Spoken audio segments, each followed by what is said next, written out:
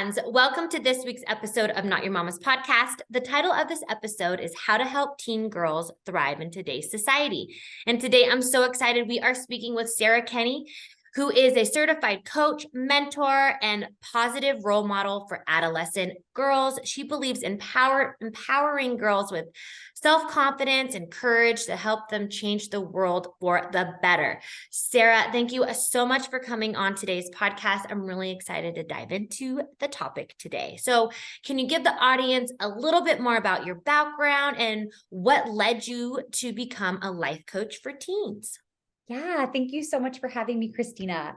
So as you mentioned, I am a certified life coach for teen girls. I have been in the women's leadership development space for over 15 years. I have my master's degree in gender studies. I consider myself a lifelong feminist. I basically started identifying myself as such since I was a small kid. Yeah. But essentially how I got into coaching for teen girls. I really think of my path. I think for a lot of people who are in the self-help space, I really see myself as a wounded healer, right? Mhm. All of the things that I've experienced, all of the struggles that I've had, have genuinely led me to where I am today. So not to go into obviously tons of detail, but everything from having kind of my own personal, a lot of mental health challenges, definitely some trauma and struggles throughout childhood, a lot of struggles with my own body image and disordered eating from, during periods of my adolescence and especially my early 20s. Massive amounts of anxiety, which I now realize was tied to perfectionism. Yeah. Needless to say, right? You're shaking your head like this. No, I get it. No. Like where so many of us have been. Needless to say, I was kind of in what I like to consider like a Goldilocks phase of my career path.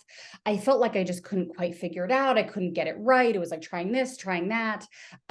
Started working with a coach and just immediately was like, oh my gosh, this is what I want to be doing. Mhm. And as I became a coach, went through my training program, it was so transformative for myself personally that I just had this kind of big aha moment that was like, why is no one working with girls on this stuff? Yeah. Like if I had learned this when I was, 14, 15, 18 instead of 35, how different, and obviously not to say that I regret my 20s but a lot of the pain and the headache and the heartache could have been spared. Yeah. No, I For get it. sure. It's tough growing up. And the thing is, when we grew up, we didn't have the social media. So now No. it's so different now. And it was tough back then. I can't imagine growing up with social media and people actually bullying you for the world to see, not just your school to see. I mean, the pressures. I mean, I worry about, my boys. I have two boys. Yeah. And, I don't know, kids are mean sometimes, and because they're growing and they're learning, they don't know, it's not like it's their true identity, they always have to go through their changes. Everyone was maybe a bully at one point and then realize that that's not right. But the pressures that these girls put on themselves, I mean, I really think and admire that you had that space for them, because usually the self-coach space is for adults, I feel like. Yeah. Not necessarily for teen girls. And they really need it more than ever in this day and age, because we have, I don't know, I just think social media is a game changer. And the expectation they put on that really isn't important. The how many followers and the filters to think that people look perfect and the body image and everything, it's just, I don't know. It can even get to adults. So I can't even imagine growing up. No, it is so different, right? I mean, Facebook literally, it didn't even exist when I was in college, right? To see what girls are dealing with, and I should say all kids, all teens, Yeah. so much of what girls are struggling with is highly gendered. And I do think there are a lot of components there, but that doesn't also mean that many boys are struggling, kids are struggling, Yeah. social media, body image comparison, constantly seeking external validation. I mean, anyone who is using these platforms is also dealing with that, right? Yeah. Kids and adults alike. Exactly. So yeah, it is really intense. And I think part of it is they've been given these tools with no education as to No. how to be using them, Exactly. or how to have a healthier relationship rather than just constantly seeking something outside of themselves. Yeah, I agree. So what gender specific challenges are teen girls facing today, and how can parents help them navigate with these pressures? Yeah. So a lot of stuff that we just talked on, body image issues are rampant. And we have seen, particularly coming out of the COVID-19 pandemic, the rise in eating disorders is just like off the charts. It is Mm, so alarming. And particularly in a lot of the clients that I work with, so body image is almost always at the top. But I would say the level of anxiety that girls experience related to what I would consider it's like anxiety is the symptom, but underneath is actually what we're not addressing is people pleasing yeah. and perfectionism, which I think is pretty like safe to say is very, very gendered. Many women and girls struggle with this. Mm, But just feeling so afraid of hurting other people's feelings, so afraid of expressing their own needs, of speaking up for themselves, feeling really responsible for how other people are feeling, right? Taking yeah. on everybody's else's emotions, and the levels of stress and anxiety they feel, like the fear of judgment of how their peers are thinking about them. And then you add social media into the mix and the level of self-comparison, feeling left out, feeling not good enough. Everyone's got it better than me. I mean, it is understandably, like they are feeling so overwhelmed, so inadequate, like so like literally just like they are never enough, and it's constant. It is coming from Yeah. their parents, it's coming from schools, it's coming from their friends. So all that to say is I think parents can play a really important role here, in they as I tell girls, and I tell my parent clients this all the time, like everybody's drinking the Kool-Aid, right? Like this, you could have the safest home, but depending on who their friends are and what their parents are saying when they're hanging out, or what they're seeing on, what they're seeing on TikTok, or what their school is, how their school's policies are coming down. Um, Girls need to be constantly reminded why they are enough. Has nothing to do with how they look, has nothing to do with their grades. We really need to be helping them build confidence, like role modeling failure, helping them build a growth mindset. And what I always tell people is helping them really learn how to kind of develop and trust their own inner compass, Yeah. regardless of what's going on externally, right? When you're, and particularly with social media, when you were just constantly seeking that external validation, Hmm. you really don't develop a strong sense of self. No. And that gets really dangerous when you're in your 20s. And then for me, I hit this wall at 30 when I was like, I don't know who I am. I don't know what I want to be doing with my life. I don't know how to be in a healthy relationship. I really, all of these things came crashing down. Hmm. And part of it was I had no compass of my own. Yeah. Yeah. No, I totally agree. And the thing is like with the teen girls, like it's good that they're learning the tools now, because the things that you're saying, like I'm still seeing it in my adulthood, like feeling you have to people please, Totally. afraid to speak up of what you really want and the boundaries, and afraid of hurting other people's emotions, because sometimes I feel like we get that way because we want to like not be like a problem to our mate, or Totally. whatever it is, and then like feel like we have to do this thing that like this guy wants us to do to get them to like us, and but that's more like when you're in a teen, like you feel that way because you're still navigating, they have access to like porn, so then they feel like they have to like perform in a certain way for these young kids, and like Mhm. the the boys are expecting certain things because they don't really know, because it's just what they're seeing. So I Yeah. mean, It's it's how a they're mess. learning. Huh? It's how they're learning, which Yeah. is beyond terrifying, right? Yeah. And it's not a matter of if, it's a matter of when. So it's like Mhm. it's not Totally. like if it happens, it's like when is it going to happen? Like there are kids watching porn at like 10 years old, Oh, yeah. And I and it forget the statistics. The statistics are just just so terrifying. But I forget what the statistic is, but it's basically like, if your child has access to the internet, they will have seen some sort of pornography by the age of 12. Yeah. And this is generally right, that like, whether it's friends showing it at school, friends showing them online, it's like, to your point, it's not a matter of if, it's a matter of when, and it is happening younger and younger and younger without any of us having really proper conversations around it.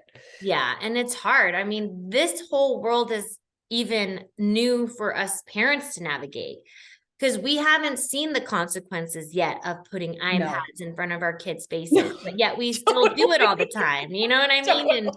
And getting them addicted. And so we're learning ourselves, because we did not grow up that way. Like my last generation is like, I got like the Nintendo 64, and like we still played outside.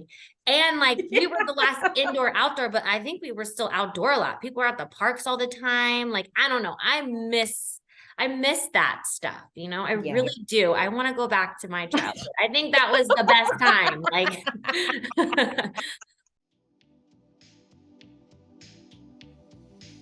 hey friends, I hope you are enjoying this week's episode of Not Your Mama's Podcast. This podcast would not be possible if it wasn't for the support of you, my wonderful community. To support Your Mama's Podcast, please click the support link right down below, and you can donate just as little as 99 cents. Also, follow me in the Shop Like to Know It app, where you can follow me with all my exclusive content, all the way from baby products I love, fashion and style, and everything in between. Now let's get back to the episode. Okay, so what life skills are important to every girl to develop early on? Yeah, so, I just touched on this, but really learning how to develop that inner compass. Yes. And when I say inner compass, I think, there's a few different things going on there, but that is having a strong sense of our values, right? And values change over time. A lot of time, particularly for kids and for teens, their values tend to be their parents' values, or their, religion's values, or their school's values. And of course, there's absolutely nothing wrong with that. You will start to notice a lot of that tension, particularly with teenagers, that as they get older, they do realize that, like, maybe they have some different values than some other family members or their caregivers or the culture that they're living in. That's not always true, but that rub tends to start happening, especially in high school. But having a really solid sense of like, okay, what are my boundaries? What are my needs? What are my limits is a really big one. So just myself personally, I am deeply introverted. I'm about as introverted as you can get on the spectrum. And I have spent most of my life feeling extremely overwhelmed and exhausted by like everything within my environment. Yeah. But without actually being able to, identify and express and set boundaries around that. And it's taken like a lot of self-work on my end to feel really comfortable with saying like, saying no to things, being really clear on like how much time I can give to people, how much time I can spend with people, even my spouse, right? Like, it's like, okay, TV's at this volume and like, I'm going upstairs when football's on, and like, but for so many girls, and this then becomes true for women, right? When you don't have a sense of your own needs and how to express those, you get burnout, right? Yeah. You run down, you end up living a life or spending time with people who drain you instead of energize you. And it's so soul crushing, right? And so I think really, so there's two pieces of this. It's like actually being able to identify those things in yourself and then being able to express them. And so a lot of the work that I do with girls is like helping them kind of identify that compass and also be able to say, I'm actually not going to go to that party because I'm really tired and I have a soccer game on Sunday, and that soccer game is really important to me. So I probably don't want to be at a party on Saturday night. I feel really hard to say no to, or to like set that boundary, but like really helping girls be able to speak up for themselves, express their needs. Sorry, I've got all my notes here. And also just emotional regulation. Right. This is true for all of us, but like what am I feeling? How do I self-soothe? How do I express this in a way? How do I do this without having to numb? Like, right, whether that's with shopping or Netflix or, eventually drugs or alcohol, like Mhm. constantly numbing because we're not able to feel our feelings. Yeah. Um, and again, that's not something we're usually teaching kids. Yeah. I would say that's changing, but definitely was not true when I was little. I mean, that's Yeah. Well, I that know is for emotions are sure. the hardest thing to regulate, especially when it's like jealousy, anger, Oh, fear, anxiety, all those things that, I mean, I feel like to master those is like constant effort. And I don't think we ever can truly master it because we're always tested with a new thing that comes up and it's yeah. like, whoa, this is feeling really intense. I mean, I felt like that, in my young teens. I'm like, God, all this emotion. And I remember kind of going back, like, when I was younger, I remember saying no to a party. I didn't want to go to a party, and everyone was like, why? What are you doing? I'm like, I'm Yeah. literally like just at home. Like, no one believed me that Yeah. I wasn't like not doing anything. It was like, I'm like, no, Yeah. I No, don't want one to of go. one of my clients is super introverted, super popular, and her friends don't understand that she needs to be alone. Like for her, they actually think something is like wrong. They think that like she's mad at them when she's Yeah. like, I don't want to have a sleepover tonight. Like this isn't about you. Like I'm tired, right? Yeah. Like, I want to sleep in my own bed. I want to be with myself. Like, No, it is so tough. And I think too, oh my gosh, you were just saying something and oh my gosh, it's already out of my brain. It was like mid-sentence earlier. It'll come back to me. yeah, no, but so like, how can moms be effective role models to their daughters? Yeah. So, I would say this as someone who, I've spent many years in therapy. I've been coaching for many years now. Um, all of our triggers usually, and especially if you are like raising a girl, if you are raising kids, period, but if you like as they get to teenagers and particular moms and teenage daughters also tend to have can tend not always but can tend to have really challenging relationships. Yeah. Um it is almost always your own stuff that feels really triggering. And so part of it I would say is if you want to be a really effective role model for your daughter, you've got to be doing the work yourself. Exactly. Hmm. Right? Whether that is you are in therapy or you and your spouse are working on your marriage, or, you really want your daughter to, maybe you're a workaholic and you really don't want that for your kids, right? So then maybe you start on your own work-life balance, right?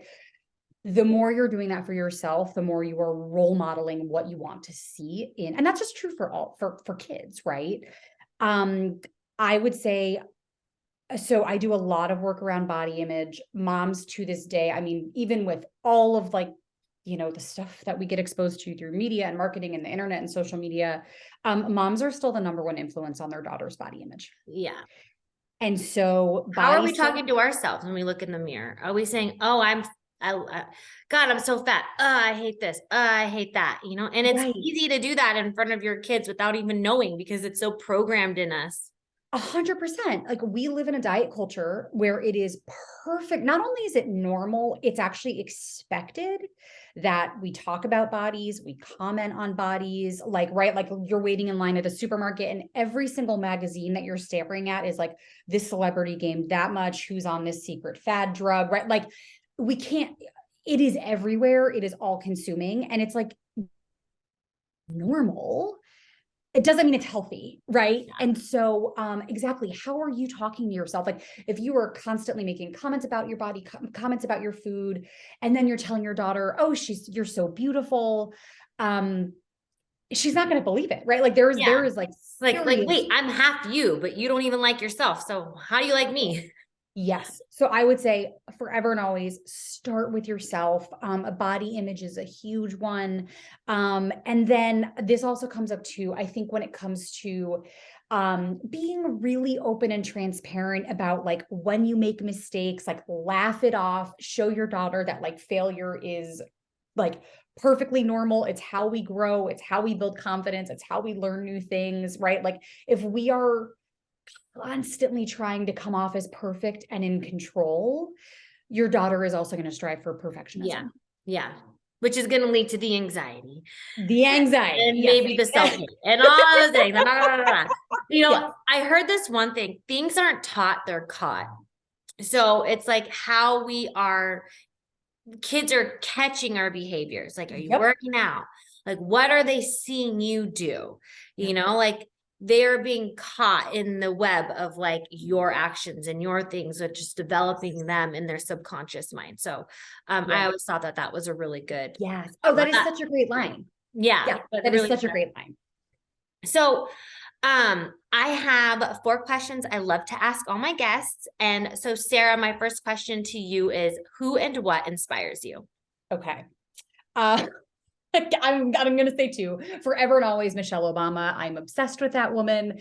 I am just always in awe of her grace, her leadership, her just her sass, her intelligence, like anything that woman does. I'm like, I just want to be like her. And then I would say if anyone were my spirit animal, it would be Leslie Knope from Parks and Rec. Just Oh, that's funny. So my second question is, what is something you wished you knew when you were younger? That we are not responsible for other people's feelings. Mm-hmm. Yeah.